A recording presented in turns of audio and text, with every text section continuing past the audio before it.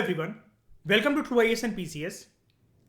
आज की डिस्कशन में हम लोग बात करेंगे कांग्रेस में जो सीनियर लीडर्स, क्या कहेंगे हम लोग सीनियर लीडर्स को दोस्तों? सिंडिकेट। और जो यंग यंग निब्बे निब्बियां थे उनको क्या कहेंगे हम लोग? इंडिकेट्स। रागनी हंस रही है इंडिकेट्स। अब ये जो लोग थे सारे के सारे सिंडिकेट और इंडिकेट्स, यहां पर इन लोगों की पढ़ते पढ़ते काफी साल तो हो गए घसीटते घसीटते, लेकिन अब एक टाइम ये आ गया है जब पार्टी में ये सबको रियलाइज हो जाएगा हम साथ नहीं रह सकते। और पहली बार आपको आजादी के बाद जो पार्टी बनी थी, कब बनी थी Congress? When was INC formed, Indian National Congress? Very good. किसने बनाई थी? Allan Octavian ह्यूमे।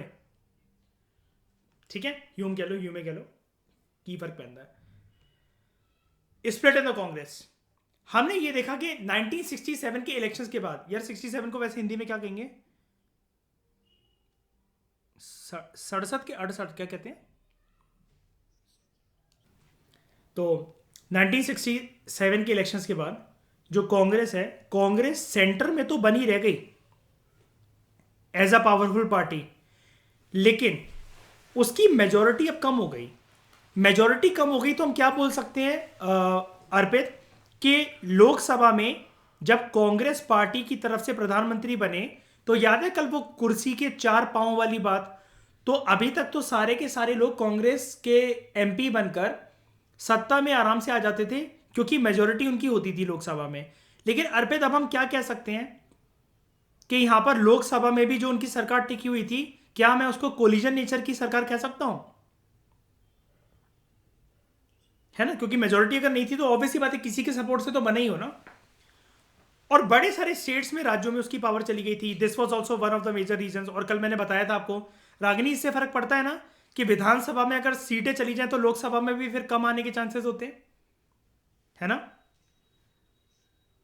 मोर इंपॉर्टेंटली जो रिजल्ट्स थे वो ये प्रूव करते थे कि कांग्रेस जो है वो आने वाले और चुनाव में उसकी जो डिफीट है वो सुनिश्चित है। और कोई भी इस बात के ऊपर कोई भी एक अन्य सब्स्टिट्यूट नहीं था सामने, विकल्प नहीं था। बड़े सारी जो नॉन कांग्रेस कोलिजन गवर्नमेंट जो थी स्टेट्स के अंदर, दिक्कत यह भी थी कि ऐसा नहीं मानना चाहिए हमें कि कांग्रेस पूरी की पूरी तरीके से वीक थी और उसके सामने कांग्रेस के ऑल्टरनेटिव के तौर पर जो पार्टीज बनी, हम इनको क्या कहते थे, कौन सी सरकार कहते थे, एक टर्म क्या फेमस हुई थी इंडियन पॉलिटिक्स में? एक फेमस टर्म क्या यूज हुई थी? वेरी गुड, दल गवर्नमेंट्स, एसवीडी गवर्नमेंट्स। ये एसवीडी गवर्नमेंट्स भी ज्यादा टाइम तक टिकी नहीं रह सकी। क्यों नहीं टिकी रह सकी? हमने क्या डिस्कस करा था शाइनी प्रीवियस लेक्चर में? अलग अलग थी, सारे लोग बहुत टाइम तक टिक नहीं पाए। तो क्या हम ऐसा कह सकते हैं ईशा कि 5-5 साल तक ये सरकारें अपनी जो है एसवीडी गवर्नमेंट जो है 5-5 सालों तक ही आराम से टिकी रह सकी? नहीं ना। यानी कि कांग्रेस को हराने के बावजूद भी इन्होंने जनता के सामने क्या प्रूफ कर दिया अब इसमें ईशा, कि क्या जनता इनमें होप ढूंढ सकती है? नहीं। तो बड़े सारे जो नॉन कांग्रेस कोलिजन गवर्नमेंट थी स्टेट के अंदर, वो ज्यादा लंबे समय तक सर्वाइव नहीं कर सकी। उनकी मेजोरिटी उनके हाथों से चली गई। या तो नए नए कॉम्बिनेशंस बनते रहे या फिर उस राज्य में प्रेसिडेंट रूल लगता रहा। अच्छा, प्रेसिडेंट रूल जब लगता है तो कौन इनवाइट करता है प्रेसिडेंट को इस राज्य में आके प्रेसिडेंट रूल लगा दो? गवर्नर। गवर्नर क्या बोलता है कि इस स्टेट में क्या हो गया, रीजन क्या बोला जाता है? हमारे कॉन्स्टिट्यूशन में क्या लिखा हुआ है अर्पित? क्या लिखा हुआ है हमारे संविधान में? हाँ, कि मशीनरी, जो एडमिनिस्ट्रेटिव मशीनरी इस राज्य की, वो व्यवस्था जो है वो चरमरा गई है, एंड कृपया आप यहां पर आके प्रेसिडेंट रूल लगा दीजिए। कौन सा आर्टिकल यूज होता है इसके लिए?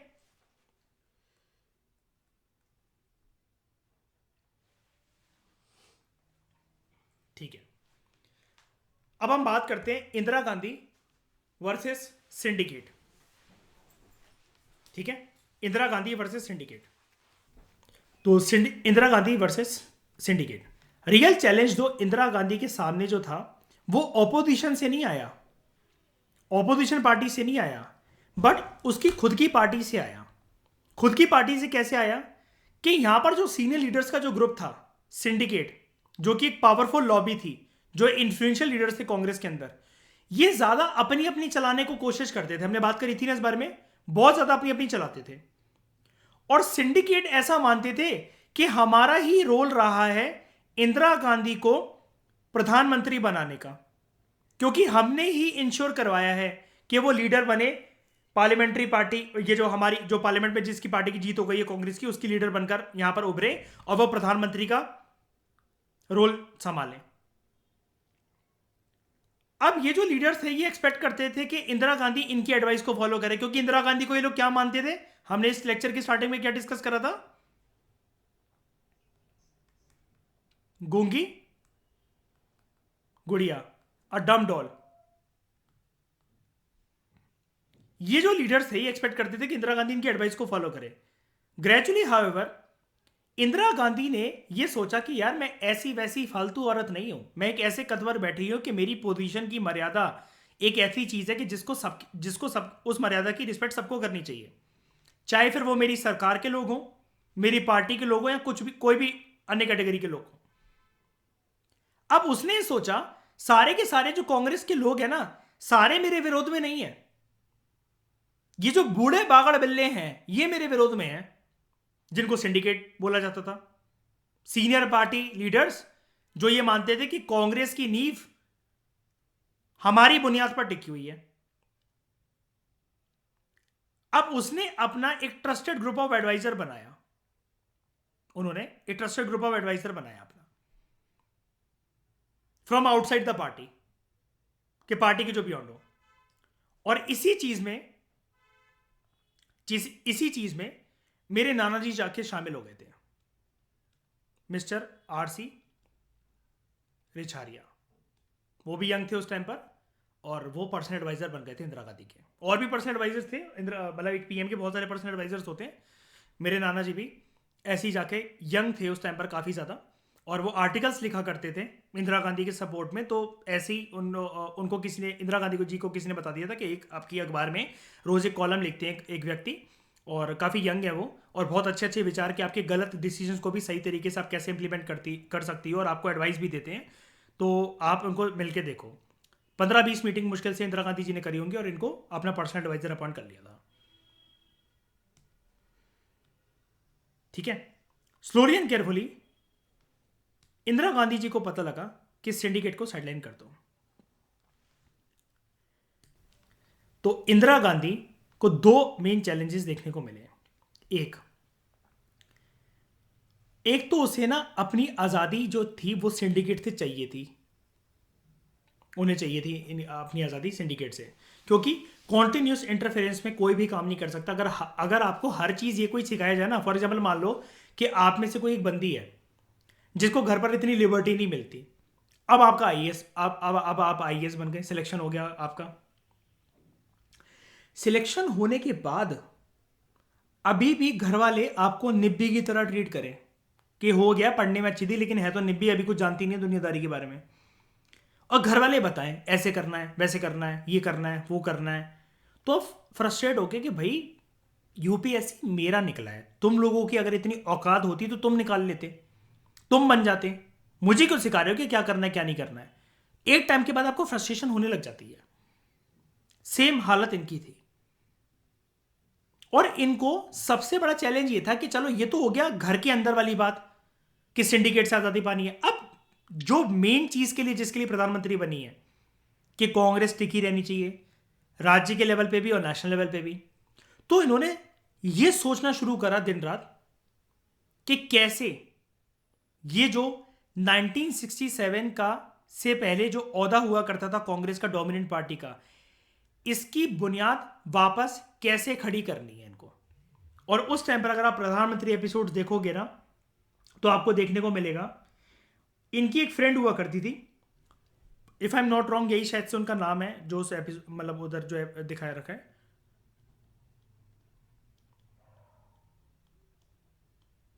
पुपुल जयकर। पुपुल जयकर, ये इनको समझाती थी काफ़ी ज़्यादा। एक बार हम चेक कर लेते हैं ज़रा इस नाम को कि मैं गलत तो नहीं बोल रहा हूँ, गलत इन्फॉर्मेशन नहीं पहुँचनी चाहिए क्योंकि कुछ भी। यस, जी हाँ, यही थी। ये भी इंदिरा गांधी के ऊपर काफ़ी लिखती थी और उनकी काफ़ी अच्छी मित्र थी। ये इनको काफ़ी ज़्यादा समझाती रहती थी। She was Pupul Jayakar. ठीक है,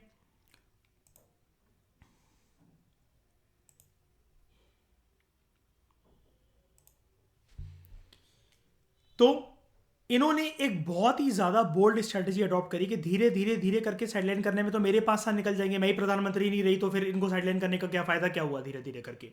she was very quick in her decision. इन्होंने क्या करा, she converted a simple power struggle. Power struggle किसके बीच में चल रहा था? इंदिरा गांधी को गूंगी गुड़िया मानना और सिंडिकेट को इनको हटाना है। मतलब वो लोग गूंगी गुड़िया बनाना चाह रहे हैं इनको, और ये बूढ़े बागड़ बिल्लों को साइड करना चाह रही हैं। इन्होंने इस चीज को, इस मुद्दे को एक आइडियोलॉजिकल स्ट्रगल बना दिया। इन्होंने बड़े सारे इनिशिएटिव्स लॉन्च करे कि इनकी सरकार ना एक लेफ्ट विंग ओरिएंटेशन की सरकार लगे, कि जिसकी ओरिएंटेशन लेफ्टिस्ट पार्टी की है। अब लेफ्टिस्ट पार्टी क्या होती है, इसके लिए आपको चैप्टर 3 की वो वाली बात याद होनी चाहिए कि लेफ्ट और राइट के ऊपर जब हमने उस बक्से में बात करी थी। कौन सी होती है लेफ्टिस्ट आइडियोलॉजी की पार्टी? जो किस पे फोकस करती है? सोशलिज्म और कैपिटलिज्म। गरीब जनता पे कि अमीर जनता पे? एग्रीकल्चर पे ज्यादा फोकस करा जाएगा, इंडस्ट्रियलाइजेशन पे ज्यादा फोकस करा जाएगा? वेरी गुड, ठीक है।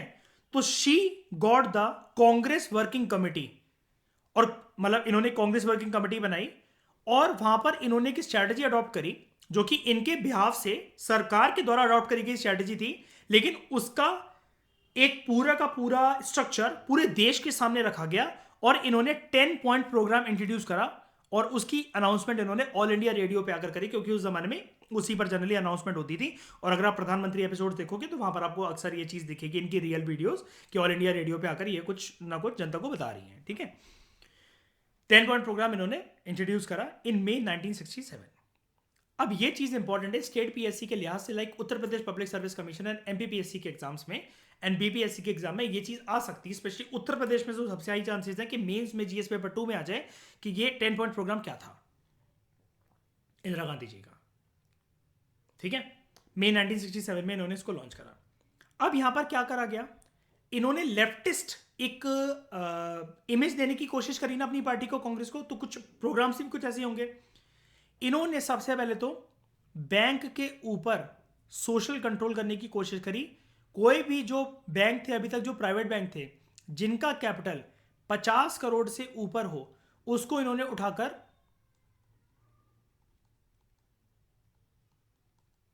नेशनलाइज कर दिया। नेशनलाइज करने का मतलब ये होता है अब वो प्राइवेट से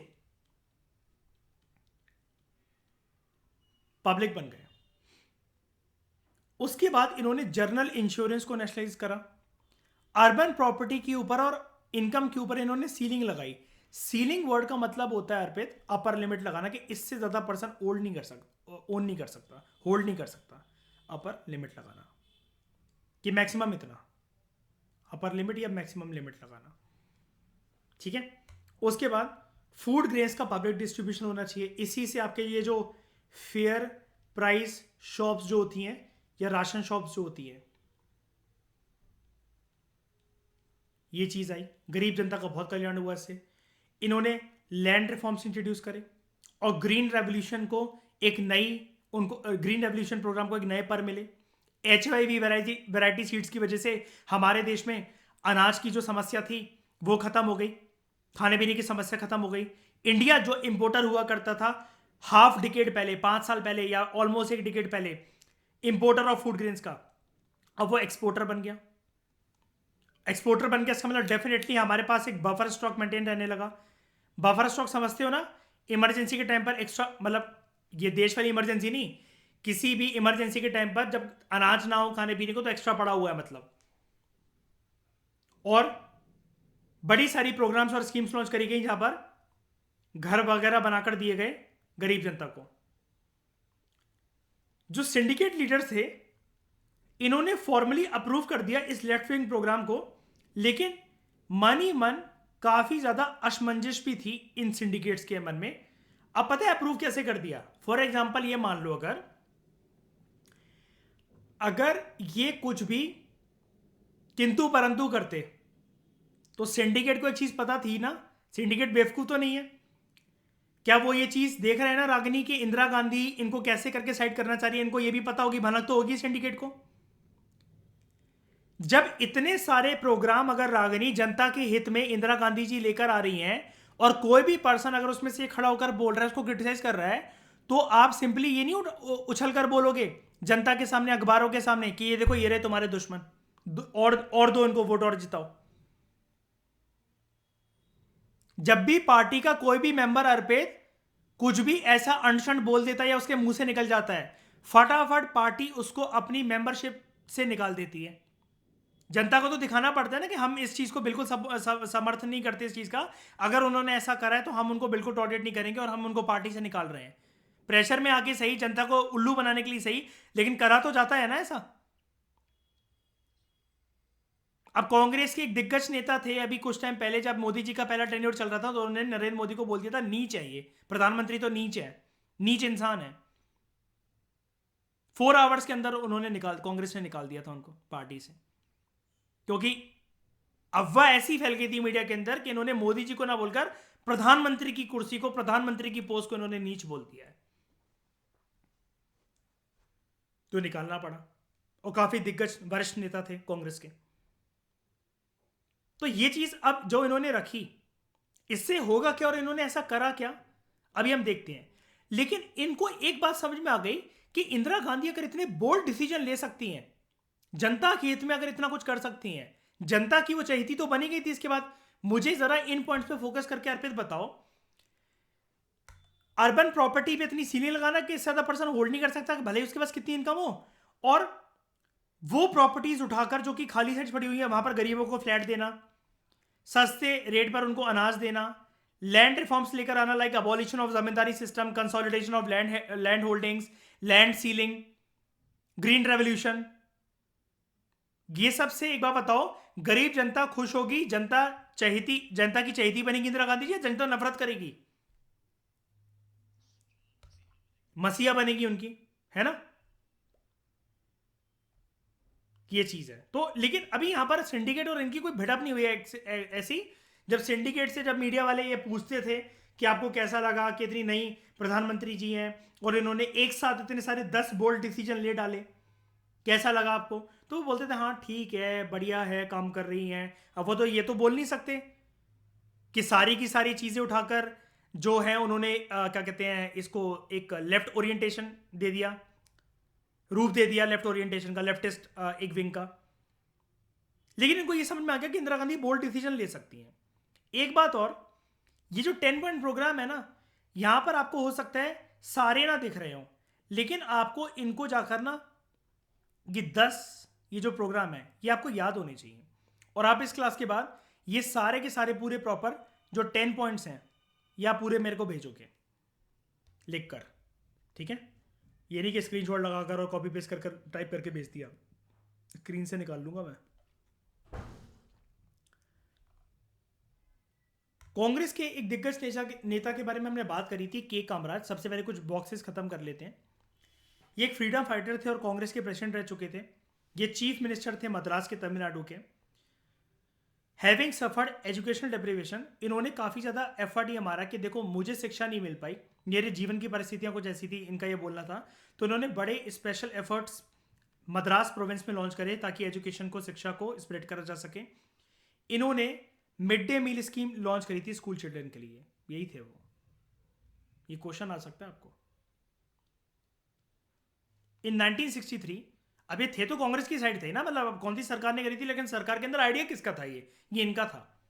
1963 में इन्होंने प्रपोज करा कि सारे के सारे जो सीनियर कांग्रेसमैन हैं, they should resign from the office, they should resign from office to make way for young party workers. और इस प्रपोजल को बोला जाता है कामराज प्लान। इन्होंने बोला था कांग्रेस को छोड़कर अब हमें ना, हम वरिष्ठ नेता हैं काफी ज्यादा, अब हमें यंग माइंड्स को चलते जमाने के हिसाब से अब उनको मौका देना चाहिए कि कांग्रेस की आगे की लगाम जो है वो लेकर आगे बढ़े। इन्होंने प्रपोजल रखा था, ऐसा प्रपोजल। ठीक है, तो काफी आपको बोल्ड नेता लग रहा है, यानी कि आप खुद भी वरिष्ठ थे, ओल्ड थे, senior senior citizen kind of थे, लेकिन फिर भी इन्होंने ये चीज़ बोली। ठीक है, अब ये चीज़ आपको स्टेट पीएससी में आ सकती है कि कांग्रेस के ऐसे जो जैसे एक प्लान में बोला गया, तो उसको क्या बोला जाता है कि सीनियर लीडर्स को रिजाइन कर देना चाहिए, वो कर देना चाहिए। तो हो सकता है कि कामराज को आप सिंडिकेट समझ लो और फिर आपके मन में ये सवाल है एग्जामिनेशन हॉल में बैठ के, नहीं यार ये सिंडिकेट कैसे बोल सकता है कोई भी कि यार हमें रिजाइन कर देना चाहिए और यंग पार्टी वर्कर्स को मौका देना चाहिए, क्योंकि रियल लड़ाई तो सिंडिकेट वर्सेज इंडिकेट के बीच में चल रही थी। आपका वहाँ पे लॉजिक गलत हो सकता है। और ऐसी चीज किसमें बोली गई कि सीनियर लीडर्स को रिजाइन करके यंग पार्टी वर्कर्स को मौका देना चाहिए कि कांग्रेस को आगे लेकर जाएं। तो ऑप्शंस अगर आ गए कि 10 पॉइंट प्रोग्राम या फिर कामराज प्लान, तो आप कंफ्यूज हो सकते हो, आपको पता होना चाहिए। ठीक है, कांग्रेस के सिंडिकेट के बारे में बात कर लेते हैं कि सिंडिकेट का खुलासा अभी तक मैंने करा नहीं कि सिंडिकेट क्या है। उससे पहले एक बात और, पहले के कामराज प्रेसिडेंट थे ना कांग्रेस के, उसके बाद कांग्रेस के प्रेसिडेंट बने एस निजालिंगप्पा। ये एस निजालिंगप्पा ये सीनियर कांग्रेस लीडर थे, मेंबर थे कॉन्स्टिट्यूंट असेंबली के जब कॉन्स्टिट्यूशन बन रहा था। ठीक है, ये मेंबर रह चुके हैं लोकसभा के। चीफ मिनिस्टर थे मैसूर स्टेट के, आज के टाइम में जो कर्नाटका है, और इनको मॉडर्न कर्नाटका का मेकर बोला जाता है। ये कांग्रेस के प्रेसिडेंट रहे थे के कामराज के बाद, जैसा कि मैंने आपको बताया 68 से 71, जब तक बांग्लादेश वॉर नहीं हो गया था तब तक। सिंडिकेट के बारे में एक बार जानते हैं कि हम लोग बड़े टाइम से बड़ी क्लासेस से बात कर रहे हैं सिंडिकेट सिंडिकेट सिंडिकेट, ये है क्या सिंडिकेट, जानते हैं। सिंडिकेट एक इनफॉर्मल नेम है, कभी ऐसा ऑफिशियल पेपर्स पे या कांग्रेस की कभी भी किसी कमेटी के कोई भी कागजों में ऐसा कोई जिक्र आपको नहीं मिलेगा। सिंडिकेट एक इनफॉर्मल नेम है, ये ऐसे ग्रुप ऑफ कांग्रेस लीडर्स को दिया जाता था जो कि पार्टी की ऑर्गेनाइजेशन, उसकी लगाम अपने हाथों में लेकर चलना पसंद करते थे। शुरू शुरू में इस सिंडिकेट ग्रुप को इन सीनियर पार्टी मेंबर्स को लीड करा के कामराज जी ने, जो कि फॉर्मर चीफ मिनिस्टर थे तमिलनाडु के, और बाद में ये कांग्रेस पार्टी के प्रेसिडेंट भी रहे। और यहां पर लीडर्स कौन कौन थे, ये पावरफुल स्टेट लीडर्स, एक थे एस के पाटिल बॉम्बे सिटी से, उसके बाद एस निजालिंगप्पा मैसूर से, एन संजीवा रेड्डी आंध्र प्रदेश से, और अतुल्या घोष ऑफ वेस्ट बंगाल। अब मैं आपको एक बात बता देता हूं, ये मैंने अंडरलाइन क्यों कर रखा है। स्टेट पीएससी के लिहाज से या जिस हिसाब से यूपीएससी जा रहा है, यूपीएससी की आदत है, अनप्रिडिक्टेबल पब्लिक सर्विस कमीशन अगर उसका नाम है तो वो इस नाम के साथ ऐसे ही बदनाम नहीं है, वो कुछ भी सरप्राइज लग सकता है। और इंस्टीट्यूट वाले तो सर को ये बोल सकते हैं कि this question was suppose to be left. भाई ऐसे कितने क्वेश्चन में बोलोगे this question was suppose to be left? जो चीज एनसीईआरटी में it is never suppose to be left, कि अगर कोई डेट है ना, क्या कोई कष्ट हो रहा था, कोई कष्ट हो रहा था क्या? इंस्टाग्राम की रील्स देखने में तो कष्ट होता नहीं है, तो उस डेट को याद करने में कष्ट क्यों हो रहा था? और अगर हो रहा था तो कोई बात नहीं, बैठे रहो फिर 500 दिन घर में, अगले अटेम्प्ट के लिए प्रिपेयर करो। हमें ये चीजें पता होनी चाहिए। सिंडिकेट चीज एक कोई नॉर्मल चीज नहीं है, ये एक ऐसी चीज है जिसने इंदिरा गांधी या तो मिट सकती थी या बन सकती थी, लेकिन हम जानते हैं इतिहास में वो बनी है। आधुनिक भारत में एक बोल्ड प्राइम मिनिस्टर के तौर पर वो उभरी है। तो सिंडिकेट को उनको हटाना ये एक बहुत ऐसी चीज थी कि जैसे किसी एक लड़की जो कि ऑर्थोडॉक्स फैमिली से आती हो आज के टाइम में, और अपने घर वालों से लड़कर वो शहर जाकर एक कमरे में रहकर यूपीएससी की तैयारी करना चाहती हो, जब उसके गली मोहल्ले में दूर दूर तक कोई गली से बाहर नहीं निकला हो, और वो ऐसी बातें करके हम दूसरे शहर जाकर मैं यूपीएससी की तैयारी करना पसंद करूंगी। सेम इंदिरा गांधी के लिए कुछ ऐसे ही घुटन थी ये कांग्रेस का, ये सिंडिकेट का group with in the Congress. हमें पता होना चाहिए कि सिंडिकेट लीडर्स किस किस को बोला जाता है। मैं आपसे बात कर रहा था कि स्टेट पीएससी या कहीं पर भी ऐसे ऑप्शंस आ सकते हैं। कैसे ऑप्शंस? दैट एस के पाटिल, एन संजीवा रेड्डी, एस निजालिंगप्पा, के कामराज एंड अतुल्या घोष, इनमें से कौन कौन सिंडिकेट लीडर्स थे विद इन द कांग्रेस? तो options 1, 2 and 3 only, 4 and 5 only, all of the above, ऐसा करके आ सकता है। तो उसका answer all of the above होगा, सारे के सारे सिंडिकेट लीडर थे।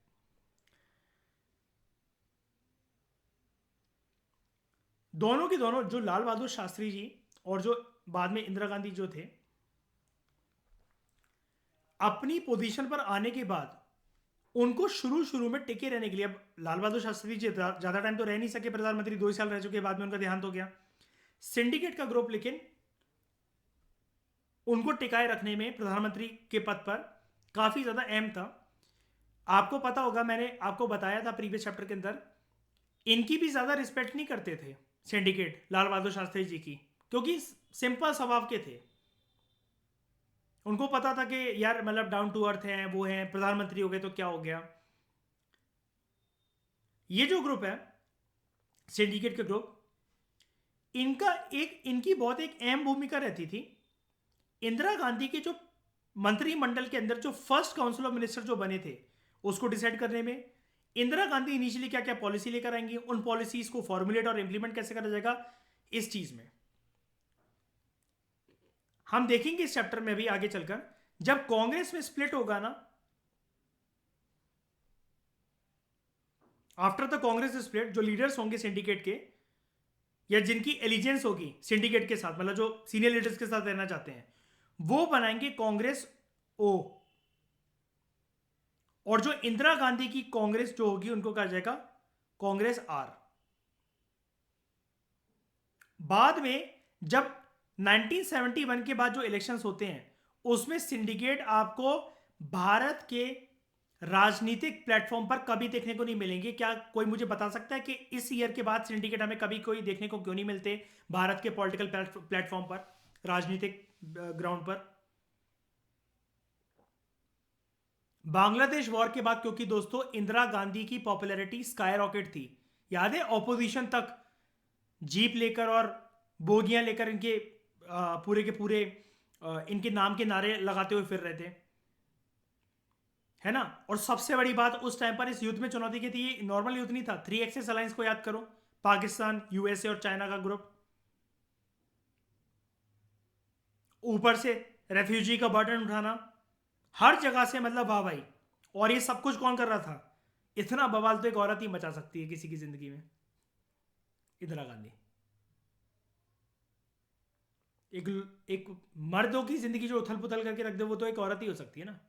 फिजिकल पावर भले नहीं दी भगवान ने औरत को, लेकिन क्या हुआ, सहन शक्ति और इच्छा शक्ति तो इतनी दी है कि कुछ भी हिला दें। और ये चीज़ इंदिरा गांधी से बहुत अच्छी तरीके से देखने को मिलती है कि औरत सिर्फ एक अपना कलम और जबान चला करना अपनी राजनीतिक व्यवस्था एक गली की, एक मोहल्ले की, देश की तो छोड़ो, वर्ल्ड को हिलाकर रख दिया था। कहाँ अमेरिका, कितनी दूर चाइना, और पूरी साउथ एशियन पॉलिटिक्स में बांग्लादेश पैदा करवा दिया।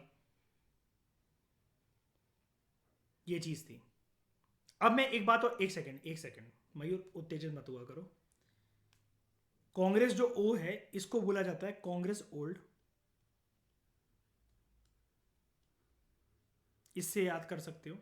ये मैं कहने के लिए नहीं मतलब ये नाम के लिए नहीं बता रहा मैं कि ये ऐसे याद कर लो इसको, एक्चुअली यही था। और जो नई कांग्रेस की कांग्रेस आर, इसको बोला जाता है, आर की फुल फॉर्म होती है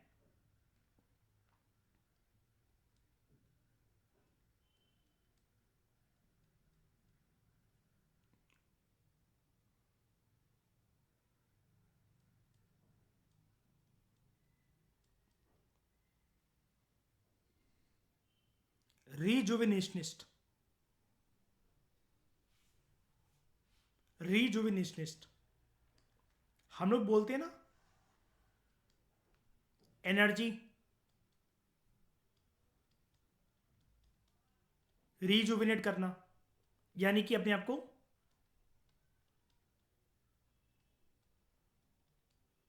री एनर्जाइज करना, इसको बोला जाता है कांग्रेस आर को रिजुविनेशनिस्ट। उसके बाद एक यहां पर एक पर्सन का नाम दे रखा है कारपूरी ठाकुर। ये कपूरी ठाकुर नहीं है, नाम ध्यान से देख लेना, कारपूरी ठाकुर कहते थे इनको। ये चीफ मिनिस्टर थे बिहार के। तुमने बीपीएससी में अग्नि पढ़ा होगा इसको पक्का, है ना। दिसंबर 1970 से लेकर जून 1971 तक, एंड अगेन जून 1977 से लेकर अप्रैल 1979 तक। फ्रीडम फाइटर थे, सोशल लीडर थे। ये लेबर और पीजेंट मूवमेंट्स में काफ़ी एक्टिव थे, जो कि हम 7 चैप्टर में देखेंगे कौन कौन सी मूवमेंट थी ऐसी। ये राम मनोहर लोहिया के बहुत बड़े सपोर्टर थे। तो अगर ये राम मनोहर लोहिया के बहुत बड़े सपोर्टर थे तो इन्होंने, हम क्या कह सकते हैं, Karpoori Thakur was in favour of which approach of adopting politics.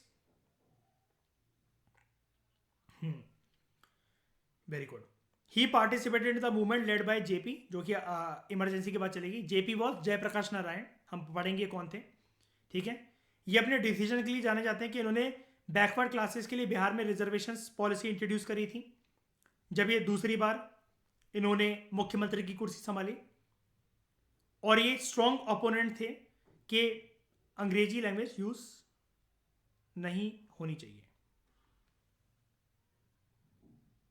Strong supporter नहीं लिखा है क्योंकि स्ट्रॉन्ग अपोनेंट लिखा है।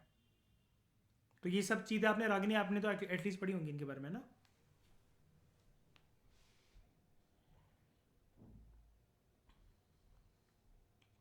पढ़ा है रागिनी आपने ये जब बीपीएससी में कुछ आता है ऐसा कुछ ऐसा रिलेटेड? अच्छा अच्छा, कोई बात नहीं, इसको ऐड कर लेना। यहाँ तक सबको समझ में आया ये चल क्या रहा है, कैसी राजनीति चल रही है? शाइनी, सुगंधा, सबको, जैद, पक्का? इस डिस्कशन में फिलहाल इतना ही। Thank you very much for discussion.